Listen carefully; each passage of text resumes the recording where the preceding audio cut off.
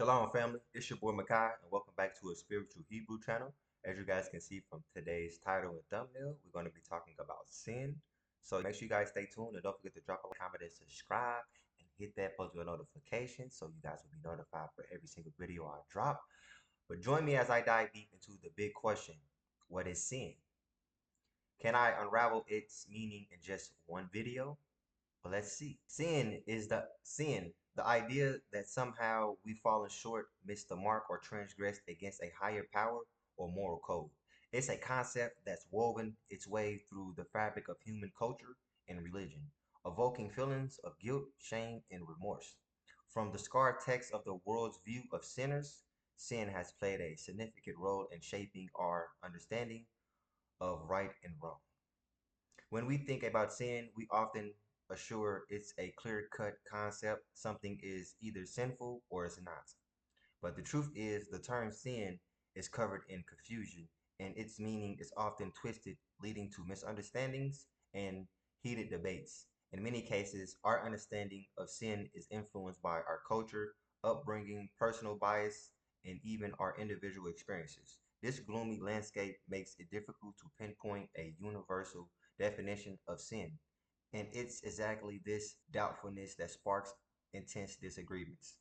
Furthermore, our perceptions of sin are often colored by our upbringing, education, and culture norms. For instance, what's considered sinful in one society may be viewed as acceptable in another.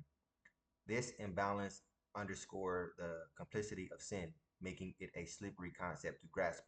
Meanwhile, religions, institutions, and faith leaders often provide conflicting interpretations, adding to the mix of rebellious and paradoxes. It's no wonder that sin remains a deeply contested idea, even among those who claim to possess absolute truth. Hallelujah. As we delve deeper into the moss of sin, it becomes apparent that our understanding of the term is largely shaped by the company we keep, the books we read, and the conversations we have. This realization raises more questions than answers. Are our perceptions of sin a product of societal conditioning or divine inspirations? I think that it is our perceptions of sin is produced by societal conditions and not by divine inspiration. Do we internalize the definition handed down to us, or do we question, review, and reconstruct them based on our own experience? I think everyone does if you're tapped into who you are and who you want to be versus just being.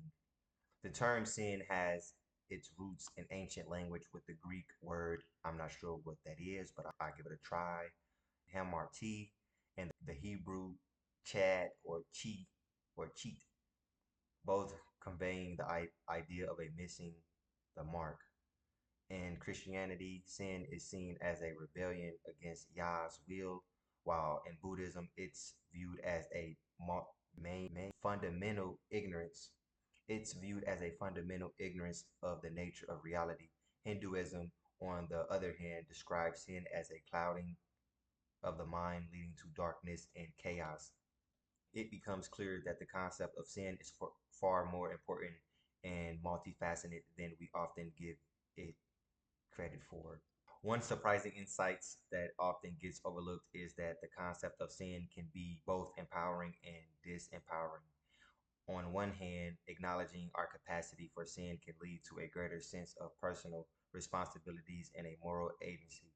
On the other hand, it can also foster feelings of shame, guilt, and helplessness, crippling our potential for growth and self-improvement. This paradox highlights the need for a more thoughtful and compassionate approach to understanding sin. Did y'all hear that? This paradox highlights the need for a more thoughtful and compassionate approach to sin. Perhaps the greatest misconception about sin is that it's a fixed, unchanging entity, a sustain on our soul that can never be erased. But the truth is, our understanding of sin evolves over time, influenced by our experiences, relationships, and personal struggles. As we grow, learn, and navigate the complexities of life, our perception of sin shifts, and we begin to see the world and ourselves in a new light. You heard that?